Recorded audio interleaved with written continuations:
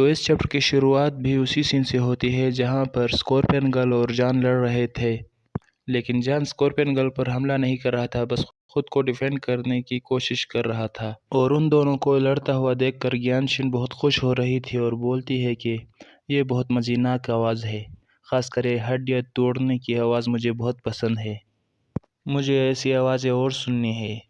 اور پھر ہم اسکورپین گرل کو دیکھتے ہیں جو کہ جان کو دور پھینک دیتی ہے۔ جان بھی کسی طرح خود کو سنبھالتے ہوئے بولتا ہے کہ اس کی پاور بہت زیادہ ہے، میں بڑی مشکل سے ہی کے سامنے ٹک پا رہا ہوں، مجھے ایسا لگ رہا ہے جیسے مجھے کسی ٹرک نے ٹکر ماری ہے، اگر ایسا ہی چلتا رہا۔ وہ اتنا بول ہی پاتا ہے کہ اسکورپین گرل ایک اور مکہ اس پر دے مارتی ہے۔ وہ اپنے ہاتھوں سے اس حملے کو روکتا ہے اور اپنی بات کمپلیٹ کرتے ہوئے بولتا ہے کہ میں سچی میں مر جاؤں گا اگر ایسا ہی چلتا رہا تو۔ پیچھے ہو کر اپنی پوائزنس فیدر سے اٹیک کرتا ہے، لیکن اسکورپین گرل خود کو ڈیفینڈ کر لیتی ہے اپنے اس آرمز کے ساتھ، اور جان کے پاس آ کر ایک زوردار مکہ اس کے چہرے پر مارنے ہی والی تھی، لیکن جہاں ہم اس حملے کا امپیکٹ دیکھ سکتے ہیں جو کہ کافی خطرناک تھا، لیکن جان اس حملے سے بچ چکا تھا اور اسکورپین گرل کے پیچھے آ کر کہتا ہے کہ میں نے تمہیں پکڑ لیا، اور اپنے دانت نکال کر اس کو کاٹنے والا تھا، لیکن اس میں اس کو چھوٹی اسکورپین گرل دکھتی ہے، مطلب بچپن کی یاد آتی ہے اس کو، جیسے وہ اٹیک نہیں کر پاتا۔ اس بات کا فائدہ اٹھا کر اسکورپین گرل اس پر ایک اٹیک لینڈ کرتی ہے۔ پھر ہمارا سین شفٹ ہوتا ہے، ہم بریڈر اور سوچن کی لڑائی کو دیکھتے ہیں جہاں بریڈر نے سوچن کو پکڑ رکھا تھا اور ہنستے ہوئے بولتا ہے کہ وہ کوئی مذاق نہیں ہے، وہ سچ پہ طاقتور ہے۔ پھر ٹریننگ حاصل کرنے سے زیادہ اسٹرانگ تو گیان شن کی یہ پوائزن والی ٹیکنیک ہے جس سے وہ کسی کا نروس سسٹم کنٹرول کر کے اس کو لڑوا سکتی ہے۔ اور اب میرے پاس اسکورپین گرل میرے سب سے طاقتور انسیکٹ مین میں سے ایک ہے۔ اور پھر جان کو دیکھ کر بولتا ہے کہ کیا تمہیں ایسا نہیں لگتا، اب ہار مان لو، اور ہم جان کو دیکھتے ہیں جس کی حالت بہت خراب ہوتی ہے۔ یہاں ایسا کوئی پوائنٹ نہیں ہے جس کی وجہ سے تم اپنی باڈی کو نقصان پہنچاؤ، تو بس ہار مان ہی لو۔ اور ہنستے ہوئے بولتا ہے کہ اس نے فوڈ ٹریننگ سٹارٹ کر لی تو وہ اپنی انسانیت کو کھو دے گی، لیکن یہ ضروری ہے، تمہیں سمجھنا چاہیے، ہم اس بیکار دنیا کو ٹھیک کریں گے، ہے نا؟ اور یہ سب جان سن رہا تھا۔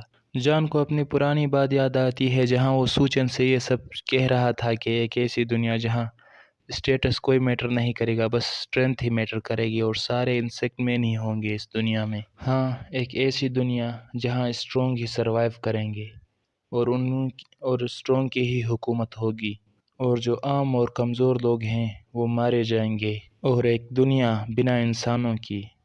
انسانیت کا کیا کام ہے اس دنیا میں؟ یہ سب بریڈر بول رہا تھا جان سے۔ کیا تمہیں نہیں لگتا ایسا؟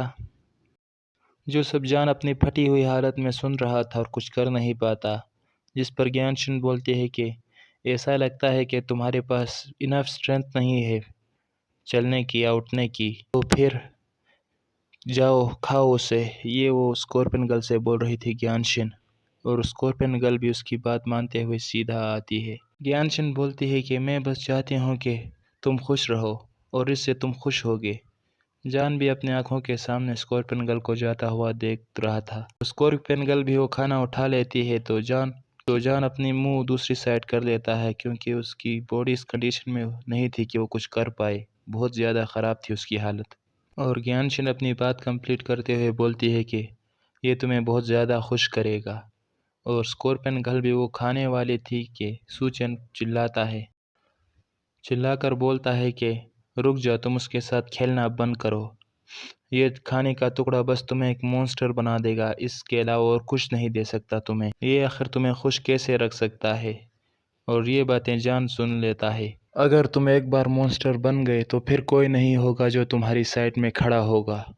اور یہ سب سوچن اس لیے بول رہا تھا کیونکہ یہ سب اس نے پہلے ایکسپیرینس کیا ہوا ہے، اور اس سے پہلے اپنے وہ سارے سین یاد آتے ہیں جہاں اس کی زندگی تباہ ہو گئی تھی ان ونگز کی وجہ سے، اور اس کے دوست، یہاں تک کہ وہ جس لڑکی سے پیار کر رہا تھا وہ بھی اس سے دور چلی گئی تھی۔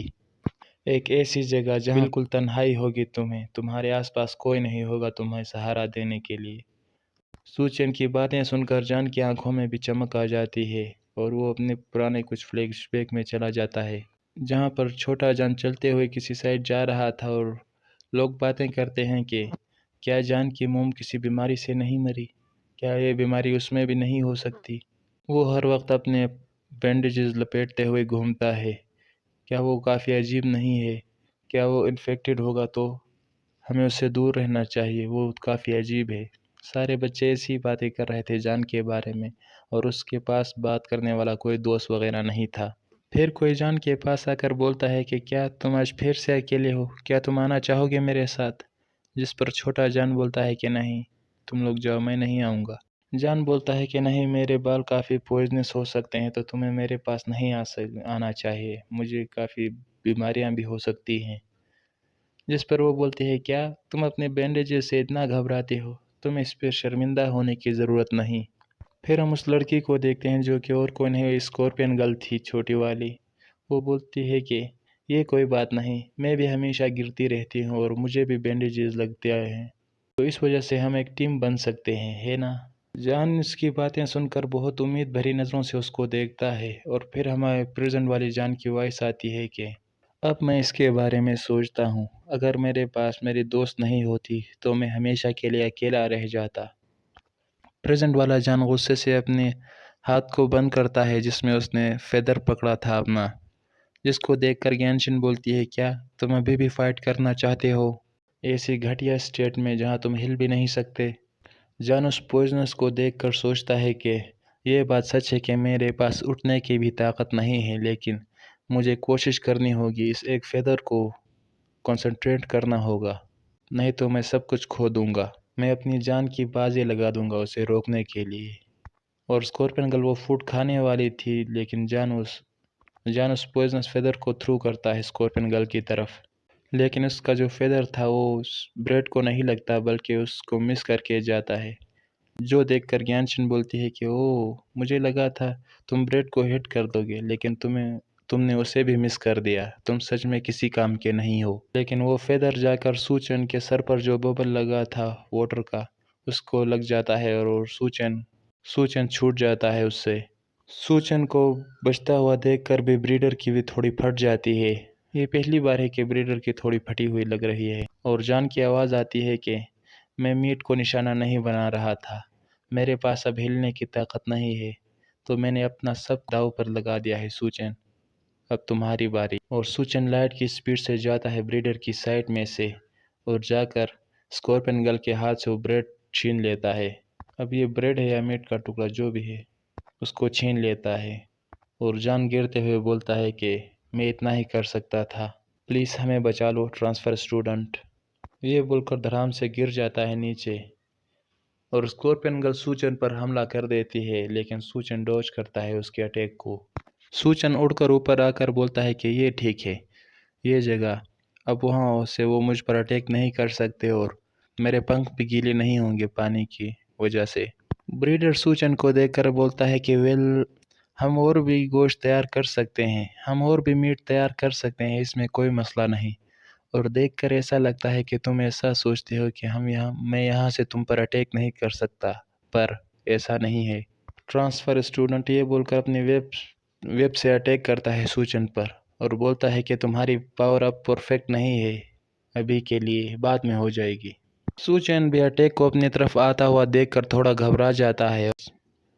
پھر ہم کو ایک فلیش بیک دکھایا جاتا ہے سوچن اور جان کا یہاں آنے سے پہلے، جہاں پر جان بولتا ہے سوچن سے کہ تم جو ڈریگن فلائی سٹانس کا اٹیک میرے پر یوز کیا تھا وہ تیز ضرور ہے، لیکن اس میں پاور کی کمی ہے۔ جس پر سوچن شوک ہوتا ہے تو جان بولتا ہے کہ یہ بریڈر پر ورک نہیں کرے گا، وہ الگ ہی لیول پر ہے، اور اپنے ہوڈی پہنتے ہوئے بولتا ہے کہ میں یہ نہیں بول رہا کہ میں تمہارے ساتھ ٹیم اپ کروں گا، لیکن مجھے اپنی فرینڈ کو بچانے کے لیے تمہاری ہیلپ کی ضرورت ہے، میں تمہیں ایک ٹپ بتاؤں گا۔ لیکن پھر ہمارا سین پریزنٹ میں آتا ہے، یہ ہم کو نہیں بتایا جاتا کہ جان نے سوچن کو کیا ٹپ دی تھی۔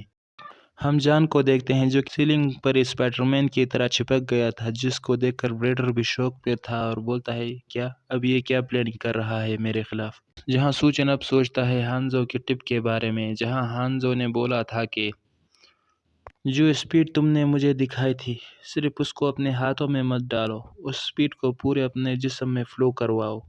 جہاں پریزنٹ میں سوچن بھی یہی کر رہا ہوتا، اپنی پوری باڈی کا استعمال کر رہا ہوتا ہے۔ پھر ہم کو ایک سنائپر دکھایا جاتا ہے، جس کا مطلب ہے کہ سوچن ایک بلٹ کی طرح آنے والا ہے۔ اتنی سپیڈ سے، اور سوچن اپنے پیر سیلنگ سے لگاتا ہے اور ایک بلٹ کی طرح فل سپیڈ میں شوٹ ہوتا ہے۔ سوچن کے سپیڈز کی وجہ سے وہ سیلنگ بھی ساری ٹوٹ گئی تھی۔ شروعات میں اپنی سپیڈ کو بڑھانا، کسی وال یا کسی چیز کا سپورٹ لے کر، اور پھر ونگز کو اپنی سپیڈ کو مینٹین کرنے کے لیے استعمال میں لانا۔ اس سپیڈ سے میں ساؤنڈ بیریئر کو آسانی سے توڑ سکتا ہوں۔ اور نریٹر بتاتا ہے کہ اس موقع پر بریڈر کو احساس ہو گیا تھا جیسے کہ کوئی شکاری اپنی گن کو بریڈر کی طرف پوائنٹ کر رہا ہے، اور سوچن بریڈر پر حملہ کر دیتا ہے جس کا نام ہوتا ہے dragon fly stance hunting rifle, اور ایک زوردار حملہ بریڈر کی پیٹ میں جا لگتا ہے۔ یہ حملہ اتنا زوردار تھا کہ یہ چیپٹر بھی یہیں ختم ہوتا ہے، تو ملتے ہیں نیکسٹ چیپٹر میں۔